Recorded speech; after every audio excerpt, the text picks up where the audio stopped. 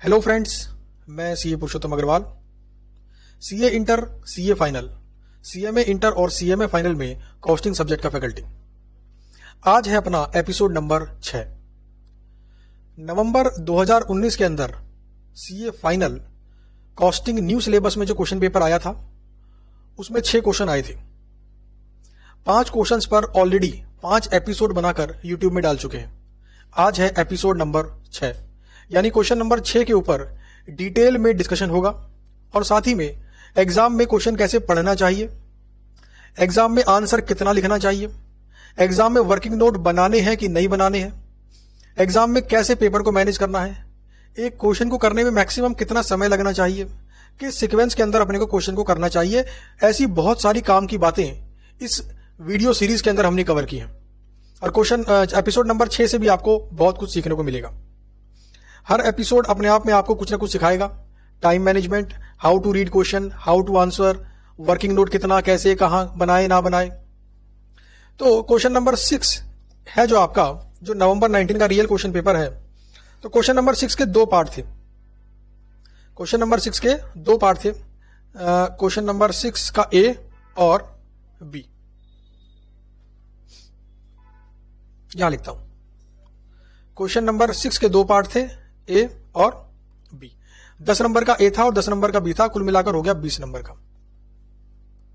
तो 10 नंबर का जब एक पार्ट होता है ना, तो इस क्वेश्चन के लिए मैं बोलता हूं कि इस क्वेश्चन को इन बिटवीन कहीं डालें, सीक्वेंस टू डू क्वेश्चन के अंदर। देखो मैं आपको रिकॉल करा देता हूं। एग्जाम के अंदर सीए फाइनल की बात कर रहा हूं मैं, यहां पर एससीएमपी की बात कर रहा हूं। क्वेश्चंस 5 नंबर के भी आ सकते हैं, 8 नंबर के भी आ सकते हैं, 10 नंबर के भी आ सकते हैं और 20 नंबर के भी आ सकते हैं। यहां पर मैं बात कर रहा हूं पार्ट वाइज मार्क्स की, पार्ट वाइज। जैसे यहां पर ए और बी है ना, तो ए 10 है मतलब इस कैटेगरी में आएगा। अच्छा, ए 5 का होता, बी 5 होता और सी 10 का होता, तो मैं उसको बोलता इस 5 वाली कैटेगरी में आ रहा है। तो समझे बात को। मैं एक क्वेश्चन के अंदर आने वाले मल्टीपल पार्ट्स के मार्क्स के बेस पर बात कर रहा हूं। तो एग्जाम में करना क्या है, आपको 2 रूल याद रखने हैं ये सेट करते वक्त कि कौन से क्वेश्चन को आप पहले करेंगे, कौन से क्वेश्चन को बाद में करेंगे। सबसे पहले आप उन क्वेश्चंस को करेंगे जिन चैप्टर से वो क्वेश्चन आए हैं या जिन टॉपिक के ऊपर वो क्वेश्चन आए हैं वो आपने किए हुए हैं, प्लस वो कम नंबर के हैं, मतलब 5 नंबर के, 8 नंबर के या 10 नंबर के। शुरुआत करना है 5 नंबर या उससे कम, 8 नंबर या उससे कम, है ना। सबसे पहले इनको करेंगे हम, यानी कम नंबर वाले क्वेश्चंस को पहले टारगेट करेंगे, प्रोवाइडेड कि आपने वो चैप्टर और वो टॉपिक पहले से पढ़े हुए हो, आपकी भरपूर प्रैक्टिस हो, कॉन्सेप्ट पर आपकी पकड़ हो, मॉडल के ऊपर आपकी पकड़ हो। सबसे आखिरी में करेंगे वो क्वेश्चन जो 20 नंबर का आया है। जैसे नवंबर 2019 का जो क्वेश्चन नंबर 1 था वो 20 नंबर का था। तो ऐसे क्वेश्चन को अवॉइड करना है, सबसे आखिरी में करना है। अवॉइड मींस शुरू में नहीं, आखिरी में करना है। यानी बाकी सारे क्वेश्चंस कर लेने के बाद इसे आखिरी में करना है, क्योंकि इस क्वेश्चन को करने में आपको समय लगेगा।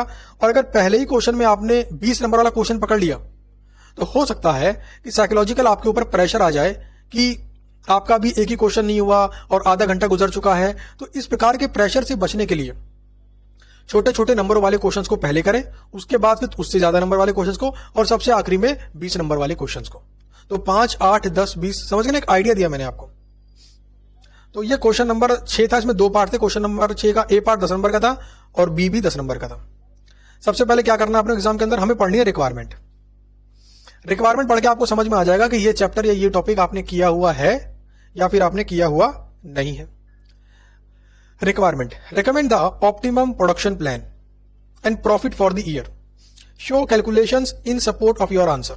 अब ध्यान देना जरा, इसके अंदर क्या बोला गया कि ऑप्टिमम प्रोडक्शन प्लान क्या होगा, एक तो ये बताओ, और प्रॉफिट क्या होगा उसके अंदर ये बताओ, profit for the year. And recommend करना है, रेकमेंड करना है, और साथ में लिखा शो कैलकुलेशंस। मुझे ये बताओ ये क्वेश्चन प्योर थ्योरी क्वेश्चन है, प्योर प्रैक्टिकल क्वेश्चन है, या प्रैक्टिकल प्लस थोड़ा सा थ्योरी है। तो मैं मान लेता हूं कि प्रैक्टिकल प्लस थोड़ा सा थ्योरी, क्योंकि रेकमेंड करना है, यानी आखिरी में बताना होगा कि ये वाले ऑप्शन ज्यादा बेनिफिशियल है कंपनी के लिए, और इस ऑप्शन के हिसाब से कंपनी को अपने ये प्रोडक्ट की इतनी क्वांटिटी बनानी चाहिए, ये प्रोडक्ट की इतनी क्वांटिटी बनानी चाहिए, और ये प्रोडक्ट की इतनी क्वांटिटी बनानी चाहिए, ऐसा कुछ लिखना होगा। तो ये प्रैक्टिकल प्लस थ्योरी मान लेते हैं। अच्छा, पूरे के 10 नंबर है, मैं मन ही मन मान रहा हूं 8 नंबर प्रैक्टिकल के और 2 नंबर थ्योरी के। थ्योरी मतलब रिकमेंडेशन, जो आपको आखिरी में 4-5 लाइनें लिखनी है। अच्छा, 2 नंबर में कितनी लाइनें लिखनी होंगी, लगभग आधा page. Show calculations in support of your answer. देखो यहां पर क्वेश्चन ने खुल के बता दिया कि जो वर्किंग नोट है ना, जो वर्किंग नोट आप बनाएंगे आंसर तक पहुंचने के लिए, वो आंसर का पार्ट माना जाएगा। यानी कि वर्किंग नोट यहां पर आपको खुलकर बनाने हैं। तो यहां से मुझे पता पड़ गया कि भाई डिसीजन मेकिंग वाले चैप्टर से है, और डिसीजन मेकिंग वाला चैप्टर मैंने किया हुआ है, तो मैं इसे करने की क्षमता रखता हूं, प्रैक्टिस है मेरी ऐसे क्वेश्चंस के ऊपर। अब पढ़ता हूं जी मैं क्वेश्चन को, बिल्कुल आराम से पढ़ेंगे।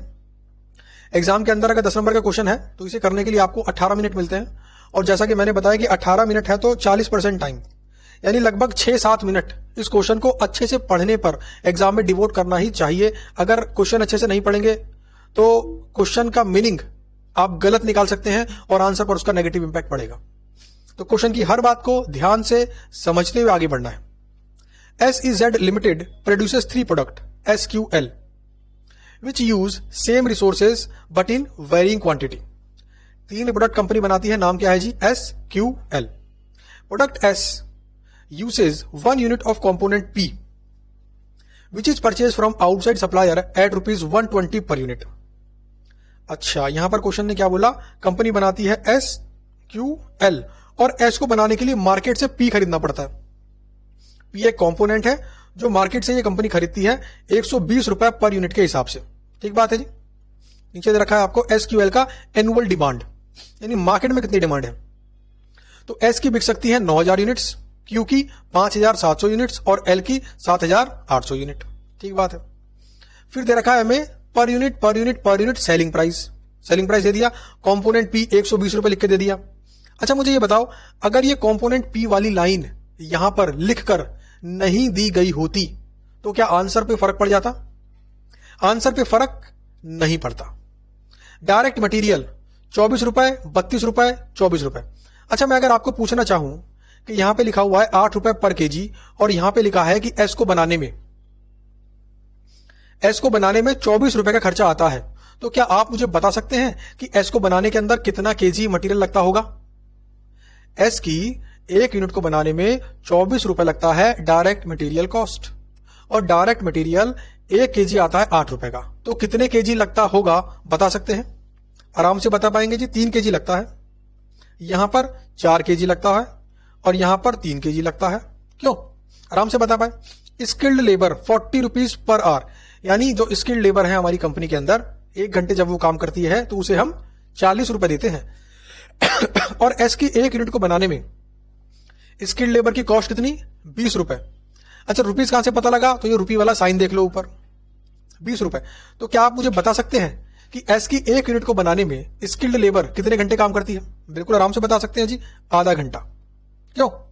यहां पर 1.5 घंटा और यहां पर 1 घंटा।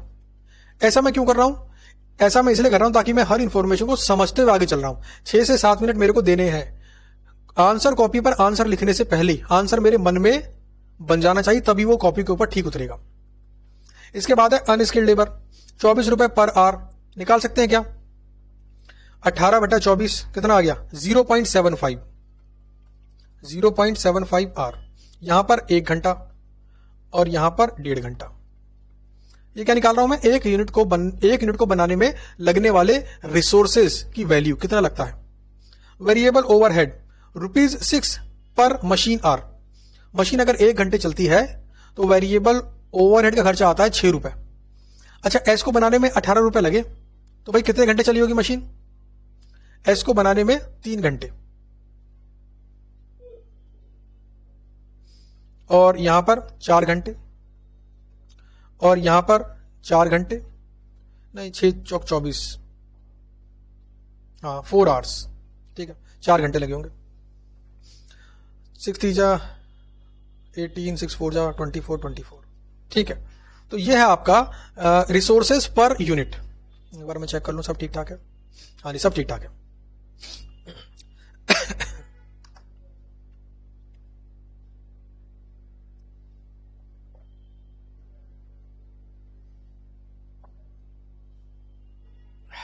कुल मिलाकर मेरे को वेरिएबल कॉस्ट दे रखी है। एनुअल फिक्स कॉस्ट कितनी? 1.5 लाख रुपए। Maximum availability of skilled labour is 16,200 घंटे।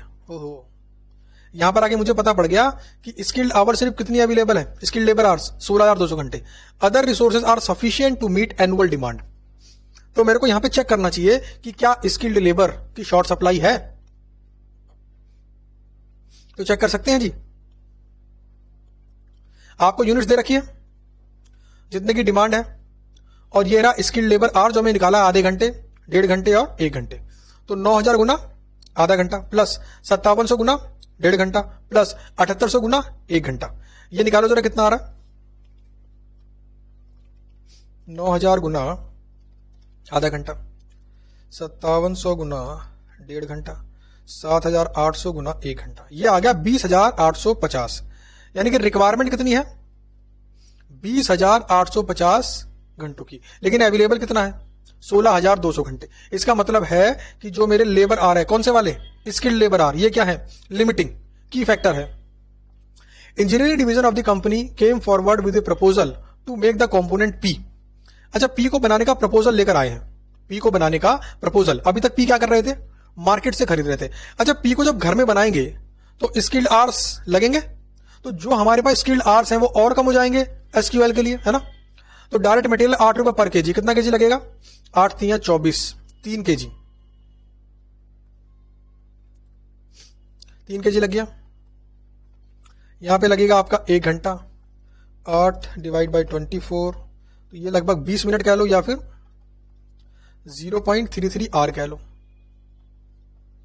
और ये लगना था आपका 3 घंटे। ठीक है जी, तो ये सब निकाल लिया हमने। For in house making of product P there will not be any change in annual fix cost. अच्छा, क्वेश्चन ने ये बात क्लैरिफाई कर दी कि अगर हम पी इन हाउस बनाने का डिसीजन लेते हैं तो हमारी फिक्स कॉस्ट में चेंज नहीं आएगा। जिस फैक्ट्री में अभी एसक्यूएल बनाते हैं वहां पर वो मशीनें या जगह अवेलेबल है, तो अपने को एक्स्ट्रा खर्चा करने की रिक्वायरमेंट नहीं है। The company can either by the product component P और मेक इट इन हाउस, यानी या तो पी चाहे तो बाहर से खरीद लें या फिर घर में बना लेते हैं। अब करना क्या है, ऑप्टिमम प्रोडक्शन प्लान बताना है। यहां पर 2 ऑप्शन आ गए, देखो की फैक्टर तो है, यहां पे 2 ऑप्शन आ गए। ऑप्शन नंबर 1, हम मार्केट से खरीद लें पी मार्केट से खरीद लें, एसक्यूएल घर में बना लें। दूसरा ऑप्शन क्या है, हम पी भी घर में बनाएं और एसक्यूएल भी घर में बनाएं। तो दोनों सूरतों में क्या निकालेंगे हम, प्रॉफिट, और जहां पे प्रॉफिट ज्यादा होगा उसे क्या बोल देंगे हम, ऑप्टिमम प्रोडक्शन प्लान। तो आईसीआई ने भी ऐसा ही किया, ऑप्शन 1 लिखा व्हेन कंपोनेंट पी, व्हेन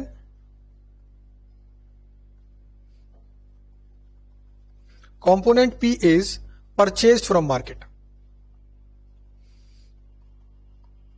अगर मार्केट से पी खरीदे तब क्या होगा।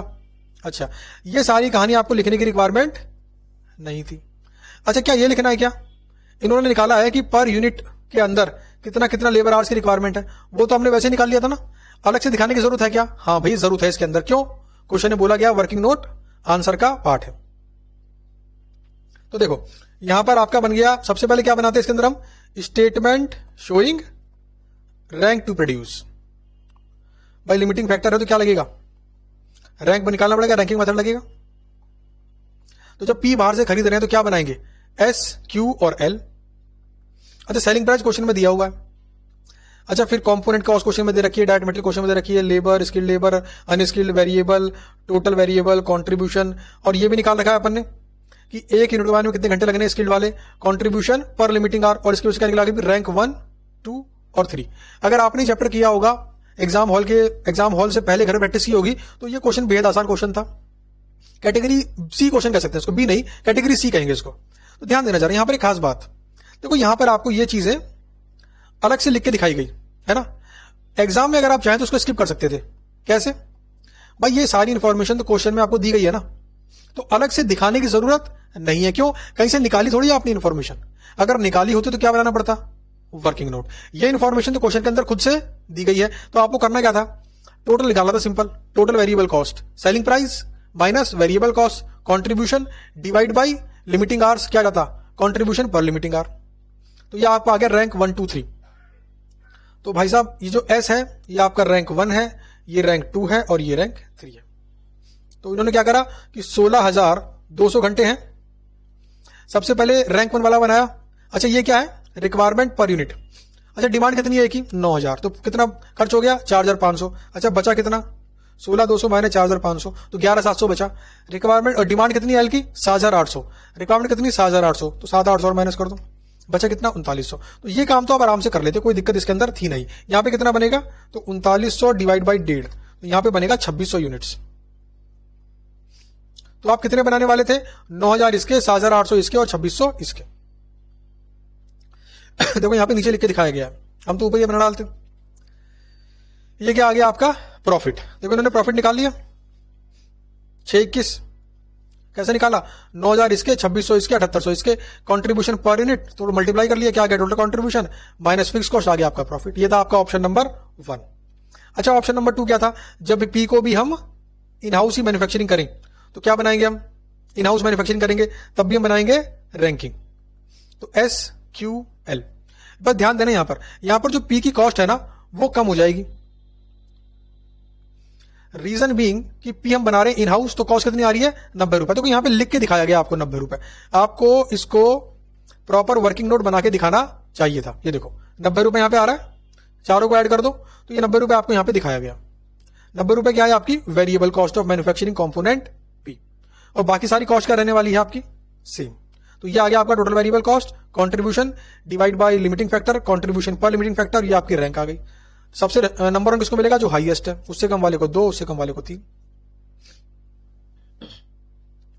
तो ये फिर से बन गया आपका statement showing optimum production plan. तो रैंक 1 2 3, एल को 1 2 मिला, इसको 3 मिला क्यू को। तो यहां पर भी कितना 16200, 7800 पूरा इस्तेमाल हो गया, तो 8400 डिवाइड बाई 1.5 5600। तो देखो एल के बनेंगे 7800 और एस के बनेंगे 5600। करना क्या था, प्रॉफिट निकाल लेना था। तो पहले प्रॉफिट कितना था 621। अच्छा बाद में प्रॉफिट कितना हो गया जी, 621 से 64,000। कौन सा फायदेमंद है, बाहर से खरीदना। तो बस इसी बात को आपको लिख देना था रिकमेंडेशन के रूप में। देखो यहां पे लिख के दिखाया गया कि भैया बाहर से खरीदना ही फायदेमंद है। पहले प्रॉफिट था इतना, बाहर से खुद से बनाएंगे तो प्रॉफिट हो जाएगा इतना, लॉस हो जाएगा इतना, तो लॉस करेंगे अपना, तो हम बाहर से ही खरीदेंगे, बस खत्म।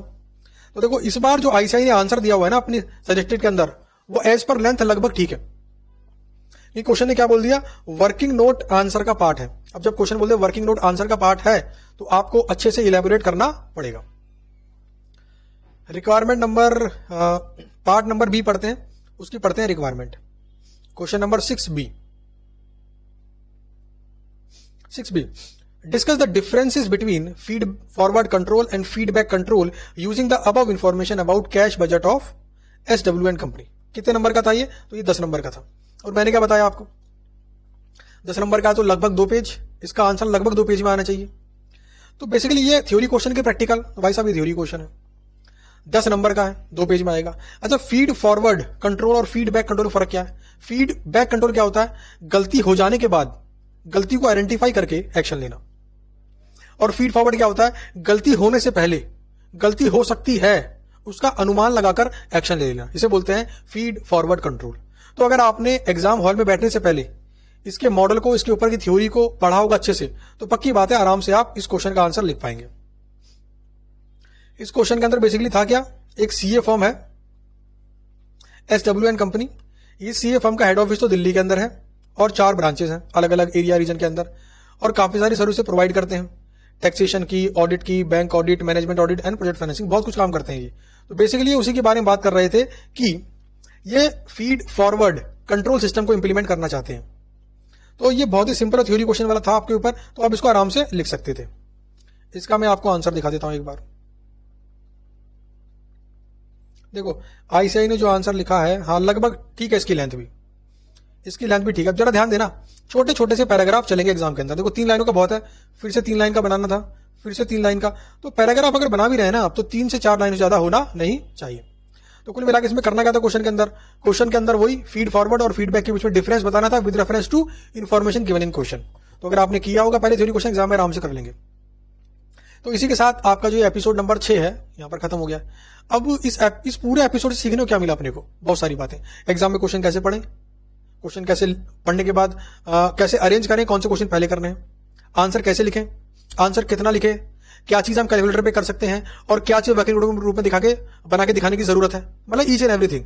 तो उम्मीद करता हूं ये वीडियो सीरीज आपको अच्छी लगी होगी, और एग्जाम हॉल के अंदर ये वीडियो सीरीज आपको हेल्प करेगी हर तरीके से।